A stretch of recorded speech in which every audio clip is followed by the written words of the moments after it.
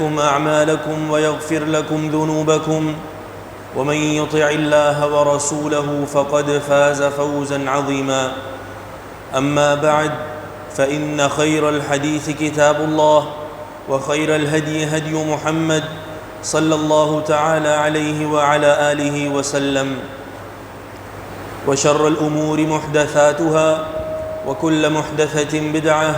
وكل بدعة ضلالة. إن الله وملائكته يصلون على النبي يا أيها الذين آمنوا صلوا عليه وسلموا تسليما. اللهم صل على محمد وعلى آل محمد كما صليت على إبراهيم وعلى آل إبراهيم إنك حميد مجيد. اللهم بارك على محمد وعلى آل محمد كما باركت على إبراهيم وعلى آل إبراهيم إنك حميد مجيد. سبحانك لا علم لنا إلا ما علمتنا إنك أنت العليم الحكيم. رب اشرح لي صدري ويسر لي أمري واحلل عقدة من لساني يفقه قولي. أعوذ بالله السميع العليم من الشيطان الرجيم من همزه ونفخه ونفثه. بسم الله الرحمن الرحيم. قال الله تعالى: والسابقون الأولون من المهاجرين والأنصار والذين اتبعوهم بإحسان رضي الله عنهم ورضوا عنه وأعد لهم جنات تجري تحتها الأنهار خالدين فيها أبدا ذلك الفوز العظيم. اس آیت میں اللہ تعالیٰ نے صحابہ کرام کے بارے میں خبر دی ہے کہ مہاجرین اور انصار میں سے جو سبقت لے جانے والے ہیں اسلام کی طرف، والذین اتبعوہم بإحسان، اور وہ لوگ جو ان اصحاب کی اتباع کرنے والے ہیں احسان کے ساتھ اور اچھائی اور بھلائی کے ساتھ.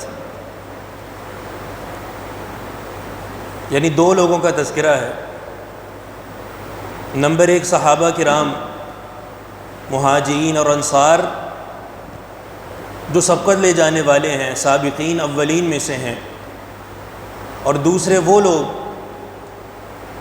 جو ان اصحاب کی پیروی کرنے والے ہیں، ان کے نقش قدم پر چلنے والے ہیں. قیامت تک آنے والے وہ تمام مسلمان جو اپنا منہج اور اپنا ایمان صحابہ کرام جیسا اپنانے کی کوشش کرتے ہیں، ان دو قسموں کا تذکرہ کر کے اللہ تعالیٰ نے فرمایا: رضی اللہ عنہم ورضوا عنہ، اللہ ان سے راضی ہے اور یہ اللہ تعالیٰ سے راضی ہے. اور ساتھ ہی جنت کی بشارت بھی دے دی کہ ان لوگوں کے لیے اللہ تعالیٰ نے جنتیں تیار کی ہیں. اب یہ بات خالق کائنات کی بات ہے، اللہ رب العالمین کی بات ہے، کسی عام شخص کا اعلان نہیں ہے، بلکہ اللہ تعالیٰ کا اعلان ہے. تو اس آیت کو سن لینے کے بعد ہم سب اپنا ایمان بناتے ہیں اور اپنے عقیدے میں یہ بات شامل کرتے ہیں کہ صحابہ کرام نص قرآنی کے ذریعے اور نص قرآنی کی وجہ سے تمام کے تمام جنتی ہیں اور اللہ تعالیٰ ان سے راضی ہے. یہ اس آیت سے پتہ چل رہا ہے. اور بھی بہت سے مقامات پہ اللہ تعالیٰ نے یہ بات بیان فرما دی ہے کہ اللہ تعالیٰ ان سے راضی ہے، اور اگر کچھ غلطیاں، کچھ خطائیں سرزد ہو بھی گئی ہوں تو وہ خطائیں اللہ تعالیٰ نے معاف فرما دی ہیں. یہ بھی قرآن میں موجود ہے. اس لیے ہمارا یہ عقیدہ ہے کہ کسی صحابی کے بارے میں کوئی ایسی بات نہیں کریں گے جو ان کی شان میں کمی واقع کرے.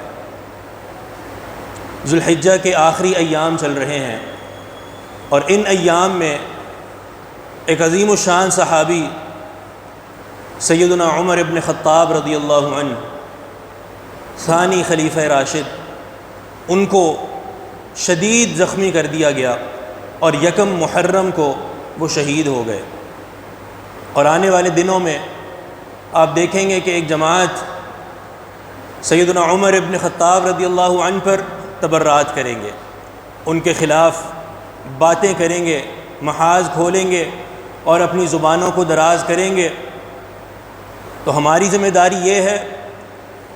کہ جس حد تک ممکن ہو اس بات کو سمجھیں اور اس صحابی کا دفاع کرنے کی بھی کوشش کریں، اور وہ نصوص قرآن اور حدیث کی وہ نصوص جن میں اصحاب کرام رضوان اللہ علیہم اجمعین کے فضائل آئے ہیں ان کو بیان بھی کریں اور لوگوں کو سمجھائیں بھی۔ سیدنا عمر ابن خطاب رضی اللہ عنہ، یہ ان کی سب سے بڑی فضیلت، سب سے بڑا مقام یہ ہے کہ نبی علیہ الصلوۃ والسلام نے ایک ہی مجلس میں جن 10 صحابہ کو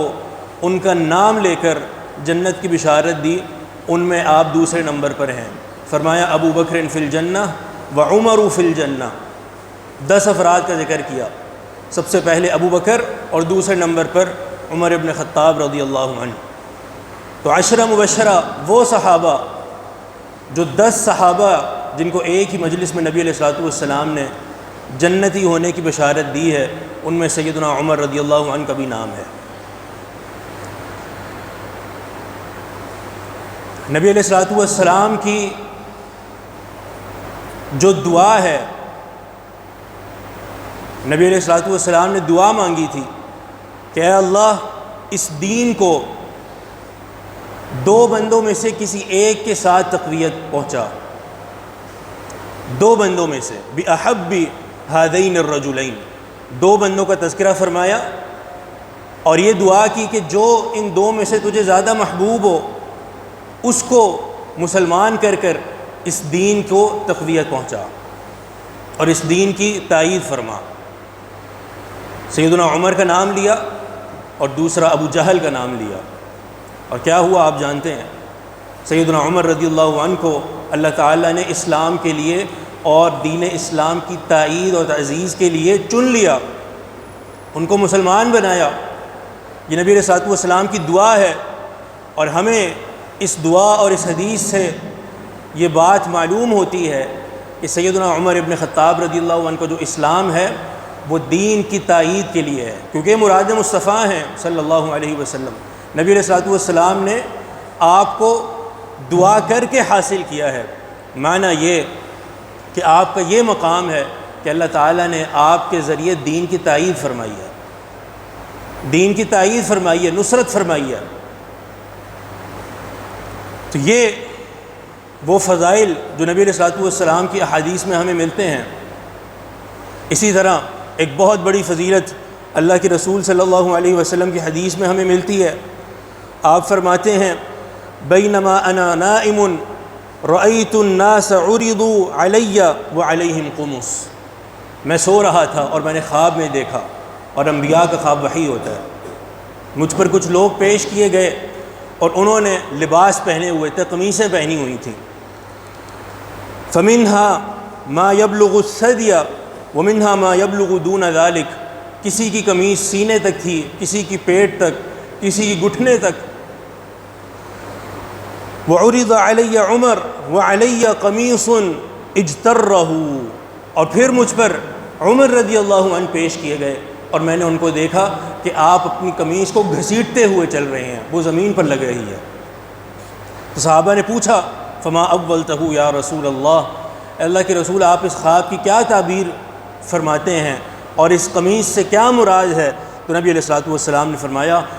الدین، اس قمیص سے مراد دین ہے، یعنی جس کا دین جتنا مضبوط ہے اس کی قمیص اور اس کا لباس بھی اتنا ہی بڑا ہے۔ اور سیدنا عمر رضی اللہ عنہ کے لباس کے بارے میں نبی علیہ الصلوۃ والسلام نے کیا دیکھا کہ آپ اس کو زمین میں گھسیٹتے ہوئے چل رہے ہیں، معنی دین میں اور علم میں اس قدر آپ کا یہ مقام ہے کہ آپ تمام لوگوں میں اس طرح نبی علیہ الصلوۃ والسلام کو پیش کیے گئے۔ نبی علیہ الصلوۃ والسلام نے ایک مرتبہ حدیث بیان فرمائی کہ والذی نفسی بیدہ لا یؤمن احدکم حتی اکون احب الیہ من والدہ وولدہ والناس اجمعین، اس وقت تک کوئی مومن نہیں ہو سکتا جب تک اس کے ایمان کا یہ عالم نہ ہو۔ یہ بیان فرمانے سے پہلے ایک اور جملہ بھی بیان فرمایا تھا کہ جب تک اللہ اور اس کا رسول اس کو سب سے زیادہ محبوب نہ ہو جائیں۔ تو عمر رضی اللہ عنہ نے کہا، اے اللہ کے رسول، آپ مجھے سب سے زیادہ محبوب ہیں مگر میری اپنی جان سے۔ یعنی ظاہر ہے، فطرتی بات ہے کہ انسان سب سے زیادہ اپنے آپ سے ایک تعلق اور اس کے محبت کا عالم ہوتا ہے۔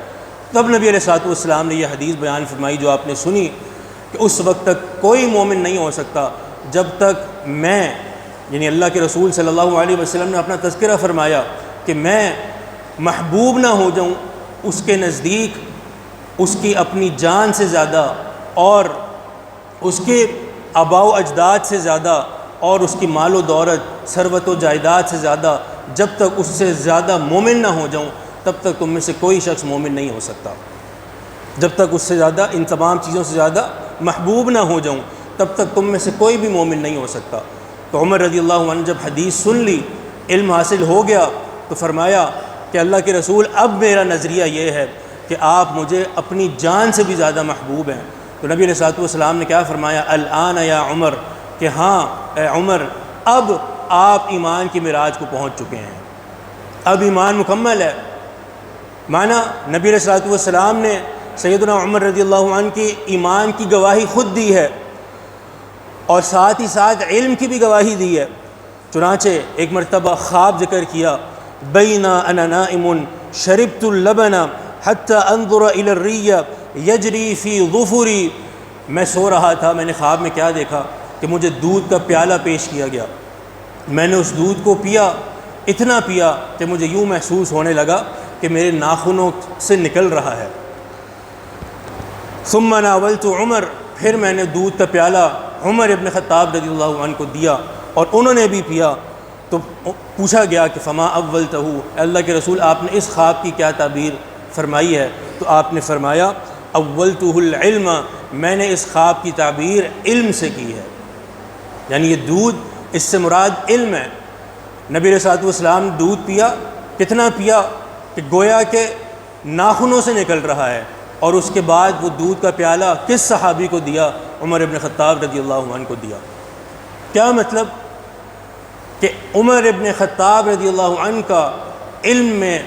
بہت عظیم مقام ہے کہ نبی علیہ الصلوۃ والسلام نے اس علم کو اپنے بعد عمر رضی اللہ عنہ پر پیش کیا۔ اس طرح کے بہت سے فضائل، یعنی بے بہا فضائل اگر آپ پڑھتے جائیں، سنتے جائیں، تو یہ مجلسیں جن میں فضائل بیان کیے جائیں یہ طویل ہو جائیں۔ نبی علیہ الصلوۃ والسلام کی بڑی عظیم الشان اور معروف حدیث ہے، جب نبی علیہ الصلوۃ والسلام نے دیکھا خواب میں کہ آپ کو جنت کی سیر کروائی گئی ہے، ایک محل میں جانے لگے، داخل ہونے لگے، تو نبی علیہ الصلوۃ والسلام فرماتے ہیں میں نے ایک حور کو دیکھا کہ وہ اس جنت کے محل کے صحن میں وضو کر رہی ہے، تو میں نے داخل ہونے سے پھر جو اپنا ارادہ تھا وہ ترک کر دیا۔ پہلے داخل ہو رہا تھا، جب دیکھا حور العین جو ہے وہ وضو کر رہی ہے، پوچھا میں نے کہ یہ باغ اور یہ محل کس کا ہے؟ تو مجھے جواب دیا گیا کہ یہ محل عمر ابن خطاب رضی اللہ عنہ کا ہے۔ فتذکرت غیرۃ عمر، اور مجھے عمر رضی اللہ عنہ کی غیرت یاد آ گئی، اس لیے میں نے داخل ہونے سے انکار کر دیا۔ اب اس حدیث میں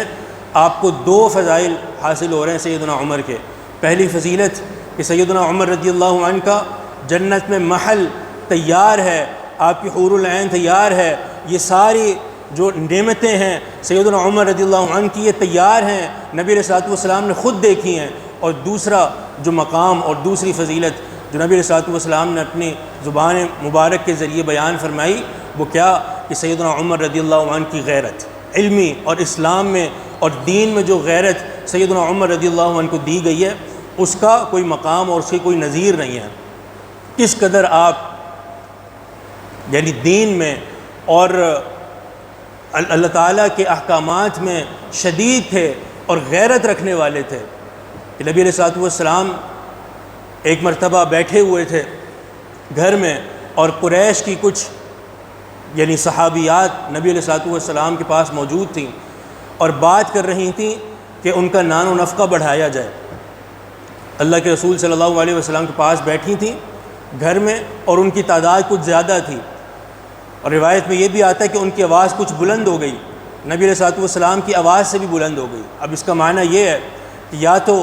یہ حدیث قرآن کی اس آیت سے پہلے کی ہے، یا ایھا الذین آمنوا لا ترفعوا اصواتکم، کہ اپنی آوازوں کو نبی علیہ الصلوۃ والسلام کی آواز سے بلند مت کرو، یا تو یہ اس آیت کے نزول سے پہلے کی بات ہے، یا پھر اس کی وجہ یہ ہے کہ ان کی تعداد کچھ زیادہ تھی، تو جب زیادہ افراد ہوں اور وہ ہلکی سی بھی بات کریں ان کی آواز ایک بندے کی آواز سے بلند ہو جاتی ہے، تو بات کر رہی تھیں اور ان کی آواز نبی علیہ الصلوۃ والسلام کی آواز سے بلند ہو گئی۔ سیدنا عمر رضی اللہ عنہ داخل ہوئے، ان کے داخل ہونے کے بعد ان تمام صحابیات نے جلدی کی اور جا کر چھپ گئیں پردے کے پیچھے۔ نبی علیہ الصلوۃ والسلام یہ بات دیکھ کر مسکرانے لگ گئے، تو جب عمر رضی اللہ عنہ نے نبی علیہ الصلوۃ والسلام کو مسکراتے ہوئے دیکھا تو کیا فرمایا؟ اضحک اللہ سنک یا رسول اللہ، اللہ کے رسول آپ کو اللہ تعالی ہمیشہ مسکراتا رکھے، آپ کے ہنسنے کی کیا وجہ ہے؟ تو نبی علیہ الصلوۃ والسلام نے فرمایا عجبت من ہؤلاء اللاتی کن عندی، مجھے تو ان لوگوں پر ہنسی آ رہی ہے جو میرے پاس ابھی موجود تھیں۔ فلما سمعنا صوتک ابتدرنا الحجاب، اور جب انہوں نے تمہاری آواز سن لی تو وہ پردے کے پیچھے بھاگ گئی، ان کو دیکھ کر ہنس رہا ہوں۔ اللہ کے رسول صلی اللہ علیہ وسلم کی یہ بات سن کر عمر رضی اللہ عنہ گویا ہوئے، فأنت احق ان یہبن یا رسول اللہ، اے اللہ کے رسول آپ اس بات کے زیادہ مستحق ہیں کہ یہ آپ سے ڈریں، آپ سے ڈریں، یہ اس سے زیادہ مستحق بات ہے۔ ثم قال عمر یا عدوات انفسہن اتہبننی ولا تہبن رسول اللہ صلی اللہ علیہ وسلم، پھر سیدنا عمر ان صحابیات سے گویا ہوئے اور کہا کہ تم مجھ سے ڈرتی ہو اور اللہ کے رسول سے نہیں ڈرتی؟ تو انہوں نے کہا نعم، جی ہاں ہمیں آپ سے زیادہ ڈر لگتا ہے۔ کیوں؟ انت افض واغلظ من رسول اللہ صلی اللہ علیہ وسلم، کیونکہ نبی علیہ الصلوۃ والسلام تو بڑے نرم مزاج ہیں، آپ مزاج میں ان سے زیادہ سخت ہیں، آپ سخت ہیں ان سے مزاج میں۔ اس سختی کا کیا مطلب ہے؟ اس سختی کا مطلب یہ ہے کہ نبی علیہ الصلوۃ والسلام نے کبھی بھی کسی کے منہ پر سختی نہیں کی، اس کے سامنے مواجہت کرتے ہوئے اس پر سختی نہیں کی۔ ہاں اگر دینی معاملہ آ جاتا یا شریعت کا یا حدود کا معاملہ آ جاتا تو نبی علیہ الصلوۃ والسلام سختی کرتے، لیکن سیدنا عمر ابن خطاب رضی اللہ عنہ کا عالم یہ تھا کہ جہاں کوئی بات دین کی آ جائے، اسلام کی آ جائے اور سامنے کوئی بھی ہو تو اس کے سامنے اس کو سرزنش کرتے اور جو بھی بات ہوتی اس کے منہ پر کہہ دیتے تھے۔ اس لیے سیدنا عمر رضی اللہ عنہ کو ان کا یہ مقام ہے، ان کی عادت بھی تھی اور اس عادت کو پسند بھی کیا گیا، اور اسی کو نبی علیہ الصلوۃ والسلام نے اپنی حدیث میں بیان فرمایا کہ اشدہم فی دین اللہ عمر، کہ اللہ تعالیٰ کے دین کے بارے میں سب سے زیادہ سخت سیدنا عمر ابن خطاب رضی اللہ عنہ ہے۔ تو یہ بات ممدوح ہے، یہ بات پسند کی گئی ہے کہ دین کے معاملے میں سیدنا عمر ابن خطاب رضی اللہ عنہ بہت ہی زیادہ سخت ہیں۔ نبی علیہ الصلوۃ والسلام نے جب یہ ساری بات ہوئی اور صحابیات پردے کے پیچھے چلی گئیں اور آپ نے حدیث بیان فرمائی تو آگے نبی علیہ الصلوۃ والسلام نے کیا فرمایا؟ ایہن یا ابن الخطاب والذی نفسی بیدہ ما لقیک الشیطان سالکا فجا قط الا سلک فجا غیر فجک، اس ذات کی قسم جس کے ہاتھ میں میری جان ہے، جب بھی تم کسی گلی سے گزرو گے اور شیطان تمہیں وہاں پر دیکھ لے تو وہ اپنا راستہ وہاں سے بدل لے گا، اس گلی سے نہیں گزرے گا جس گلی سے تم گزرو گے اے عمر ابن خطاب۔ اتنی بڑی فضیلت کہ شیطان ان کو دیکھ کر اپنا راستہ بدل دیتا۔ اور یہاں پر یہ بات بھی بیان کرنا ضروری سمجھتا ہوں، ہم سب کے علم میں ہونا چاہیے کہ جو ابھی چند دنوں ایک بہت زیادہ اس صحابی کے بارے میں طوفان بدتمیزی کھڑا کیا جائے گا، اور ایک ٹرینڈ انٹرنیٹ پہ بہت زیادہ چلتا ہے بلب کے نام سے، ان کا نام لے کر ان پہ تبرات کیے جاتے ہیں، اور یہ جو BULB ایک ٹرینڈ ہے جو چلایا جائے گا، اس کا بھی علم ہونا چاہیے، پتہ ہونا چاہیے کہ کیا مطلب ہے اس کا۔ نام لے کر سیدنا عمر ابن خطاب رضی اللہ عنہ پر لعنت بھیجی جاتی ہے، برعمر لعنت بے شمار۔ کس قدر سنگین معاملہ ہے کہ نبی علیہ الصلوۃ والسلام اپنی احادیث میں آپ کو جنتی ہونے کی بشارت دے رہے ہیں، بہت سے فضائل گنوا رہے ہیں، اور ساتھ ہی ساتھ آپ ان لوگوں کا حال دیکھ لیجئے کہ وہ سیدنا عمر رضی اللہ عنہ کو کس قدر مطعون کر رہے ہیں۔ یہ حدیث آپ نے سنی کہ شیطان آپ کو جب دیکھتا تو اپنا راستہ بدل لیتا۔ تو ایک بات ذہن میں آ گئی، ایک شخص نے جو سیدنا عمر سے جو ہے وہ بہت زیادہ نفرت کیا کرتا تھا، اس نے ایک دفعہ یہ بات کہی تھی، مسجد نبوی میں باب عمر سے میں کبھی داخل نہیں ہوں گا۔ مسجد نبوی کے بہت سے دروازے ہیں، ان میں سے ایک دروازہ ہے باب عمر، جو عمر رضی اللہ عنہ کے نام سے ہے۔ تو کہنے لگا کہ میں کبھی بھی باب عمر سے داخل نہیں ہوں گا، کیونکہ عمر رضی اللہ عنہ کا دروازہ ہے اور مجھے ان سے نفرت ہے، میں کبھی بھی اس سے داخل نہیں ہوں گا۔ تو سننے والے ایک سلفی نے جو قرآن و حدیث کا علم رکھتا تھا، اس نے اس کو جواب دیا، رحمک اللہ یا عمر یفر منک الشیطان حیا و میتا۔ اللہ تعالیٰ عمر رضی اللہ عنہ پر رحم فرمائے، شیطان جب آپ زندہ تھے اس وقت بھی آپ کو دیکھ کر بھاگتا تھا، اور جب آپ آج نہیں ہیں، فوت ہو چکے ہیں، تو آج آپ کا نام دیکھ کر بھی اسی طرح بھاگتا ہے۔ شفا و اشتفا، اس جواب کے ذریعے مومنین کے دل ٹھنڈے ہو جاتے ہیں، اور سیدنا عمر رضی اللہ عنہ سے بغض کرنے والوں کے دل سڑ جاتے ہیں۔ تو یہ مقام یہ کسی عام آدمی کو نہیں ملتا، یہ مقام نبی علیہ الصلوۃ والسلام کی احادیث میں جو بیان فرمایا گیا یہ کسی عام شخص کا نہیں ہے، بلکہ یوں کہا جائے کسی عام صحابی کا بھی نہیں ہے۔ اس قدر فضائل ہیں کہ نبی علیہ الصلوۃ والسلام کی اس قدر احادیث ہیں کہ اگر ان کو جمع کیا جائے تو کئی مجلدات تیار کر دی جاتی ہیں۔ سیدنا عمر رضی اللہ عنہ کے فضائل پر آپ دیکھیں گے آپ کو کئی کتابیں ملیں گی، اور ضخیم کتابیں ملیں گی۔ کیا مطلب ہے اس بات کا؟ اس بات کا مطلب یہ ہے کہ نبی علیہ الصلوۃ والسلام نے جب اپنی احادیث میں اس قدر فضائل بیان فرما دیے ہیں، تو ہماری ذمہ داری یہ ہے کہ ہم ان فضائل کو اجاگر کریں اور لوگوں کو بتائیں، بالخصوص ان دنوں میں ان فضائل کو سمجھیں اور لوگوں کو بھی سمجھانے کی کوشش کریں۔ نبی علیہ الصلوۃ والسلام کی ایک اور حدیث سن لیجئے کہ نبی علیہ الصلوۃ والسلام کی جو رائے ہوتی تھی اس رائے کے مطابق سیدنا عمر کی رائے ہو جایا کرتی تھی۔ اس طرح کے بہت سے واقعات ہیں۔ سب سے بڑی دلیل یہ ہے کہ آیت حجاب، اسلام کے شروع میں پردہ نہیں تھا، تو سیدنا عمر رضی اللہ عنہ نے نبی علیہ الصلوۃ والسلام سے عرض کیا کہ اللہ کے رسول، آپ کے گھر میں ہر فاسق و فاجر داخل ہوتا ہے، تو آپ اس بات کا حکم دے دیجئے امہات المومنین کو بھی اور دیگر جو صحابیات ہیں ان کو بھی کہ وہ پردہ کیا کریں۔ ابھی پردہ اس وقت لازم نہیں تھا، فرض نہیں تھا۔ سیدنا عمر رضی اللہ عنہ نے اپنی رائے پیش کی، اور چند دنوں بعد ہی آیت حجاب نازل ہو گئی اور امہات المومنین پر اور صحابیات پر پردے کو فرض کر دیا گیا۔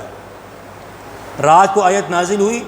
اور تمام صحابیات اسی رات کو اپنے پردے کی چادریں تیار کرتی رہیں، اپنے بستر اور جو دیگر کپڑے موجود ہوتے تھے گھر میں ان کو تیار کیا۔ انصار صحابہ کا تذکرہ ملتا ہے کہ اللہ تعالیٰ ان پر رحم فرمائے، جس رات کو آیت حجاب نازل ہوئی ہے اسی رات انہوں نے اب پوری رات گزاری اپنے پردے کی چادروں کو تیار کرنے میں، اور صبح فجر کی نماز میں جب آئیں تو سب پردے میں آئیں۔ کیا مطلب کہ یہ آیت حجاب یہ سیدنا عمر رضی اللہ عنہ کی ایک رائے تھی، جس کے موافق قرآن کی آیت بھی نازل ہوئی، اور نبی علیہ الصلوۃ والسلام نے احادیث میں بھی اس کو واجب قرار دیا۔ اس کے علاوہ سیدنا عمر رضی اللہ عنہ نے کہا کہ آپ مقام ابراہیم کو مصلی بنائیں اور وہاں پر نماز پڑھیں۔ یہ ایک رائے نبی علیہ الصلوۃ والسلام کو پیش کی گئی، اور اس رائے کو اتنا پسند کیا اللہ رب العالمین نے کہ قرآن کی آیت نازل فرما دی، وَاتَّخِذُوا مِن مَّقَامِ إِبْرَاهِيمَ مُصَلَّىٰ، کہ مقام ابراہیم کو اپنا مصلی بنا لو اور اس کے پاس کھڑے ہو کر نماز پڑھا کرو۔ طواف کی جو دو رکعتیں ہیں ان کو بھی اسی مقام ابراہیم پہ پڑھنا مسنون قرار دے دیا گیا۔ تو یہ سب کیا ہے؟ اس سب میں ہمیں ایک بات بڑی واضح طور پر سمجھ آتی ہے، اور وہ ہے سیدنا عمر ابن خطاب رضی اللہ عنہ کا علم۔ آپ کو اس قدر علم تھا، اور علم کے جو مواہب ہیں وہ اللہ تعالیٰ نے سیدنا عمر کو بدرجہ عتم عطا کیے تھے کہ آپ جو بھی رائے پسند فرماتے اس رائے کے مطابق قرآن و حدیث بیان فرما دیا جاتا۔ اس کی اور بھی بہت سی مثالیں ہیں۔ تو یہ فضائل سیدنا عمر ابن خطاب رضی اللہ عنہ کے۔ اسی طرح نبی علیہ الصلوۃ والسلام کی ایک اور حدیث ہے، بینما انا علی بئر انزع منها جاءنی ابو بکر و عمر، نبی علیہ الصلوۃ والسلام فرماتے ہیں کہ خواب میں نے دیکھا ایک کنویں پر کھڑا ہوں اور اس سے پانی کھینچ رہا ہوں، تو میرے پاس ابو بکر اور عمر آئے، فأخذ ابو بکر الدلو فنزع ذنوبا او ذنوبین، تو مجھ سے سیدنا ابو بکر نے وہ ڈول لیا اور اس میں سے ایک یا دو ڈول نکالے۔ البتہ ان کے کھینچنے میں کچھ کمزوری تھی، کچھ ضعف تھا، جب سیدنا ابو بکر نے کھینچا تو ان کے کھینچنے میں کچھ کمزوری تھی۔ ثم اخذها ابن الخطاب من ید ابی بکر، پھر وہ ڈول ابو بکر کے ہاتھ سے عمر ابن خطاب نے لے لیا، فاستحالت فی یدہ غربا، اور انہوں نے جو یہ ڈول پانی میں ڈالا تو اس کی شکل بتائی گئی ہے کہ ابو بکر سے عمر رضی اللہ عنہ نے ڈول لیا اور ان کے ہاتھ میں پہنچتے ہی وہ ایک بہت بڑے ڈول کی شکل میں ہو گیا، اس کی جو جسامت ہے وہ بڑی ہو گئی۔ کوئی ہمت والا اور بہادر انسان نہیں دیکھا جو اتنی حسن تدبیر اور مضبوط قوت کے ساتھ کام کرنے کا عادی ہو۔ یہ عمر رضی اللہ عنہ کی صلابت بیان کی جا رہی ہے کہ اس قدر وہ مضبوط تھے، دین میں بھی مضبوط تھے، جسامت کے طور پہ بھی مضبوط تھے، اور جو جہاد میں سیدنا عمر رضی اللہ عنہ کا کردار تھا اس کو بھی سمجھنا ضروری ہے، کیونکہ یہ بات بھی بیان کی جاتی ہے جو ہم یہاں پہ اگر بیان کریں تو ہمارے جو دلوں کی حالت ہے وہ لرز جائیں وہ دل، کہ سیدنا عمر ابن خطاب رضی اللہ عنہ کی بہادری پر بھی لوگ انگلیاں اٹھاتے ہیں، کہ جن کو نبی علیہ الصلوۃ والسلام نے اپنی حدیث کے ذریعے ان کے بہادر ہونے کی، ان کے مضبوط ہونے کی اور ان کے مضبوط اعصاب کے مالک ہونے کی نبی علیہ الصلوۃ والسلام نے گواہی دی ہے، ان کی شجاعت پر بھی لوگ انگلیاں اٹھاتے ہیں۔ ایسی حدیث، اور پھر جہاد میں جو آپ کا مقام تھا اور جو لیڈرشپ سیدنا عمر رضی اللہ عنہ اپنی ساری زندگی ادا کرتے رہے، اس کو بھی سمجھنا ضروری ہے۔ یہ سارے فضائل سن لینے کے بعد ہمارے جو ایمان ہے اور جو ہمارا عقیدہ ہے صحابہ کرام رضوان اللہ علیہم اجمعین کے متعلق بالعموم اور سیدنا عمر رضی اللہ عنہ کے متعلق بالخصوص، اس کو مضبوط کرنے کی ضرورت ہے۔ ہمیں بھی ان فضائل کا علم ہو اور ہم لوگوں کو بھی پہنچائیں، اور یہ جو مقام نبی علیہ الصلوۃ والسلام کی احادیث میں اور قرآن کی آیات میں صحابہ کرام کو ملتا ہے اس کو بھی سمجھیں اور لوگوں تک پہنچائیں۔ اقول قولی ھذا واستغفر اللہ لی ولکم ولسائر المسلمین فاستغفروہ انہ ھو الغفور الرحیم۔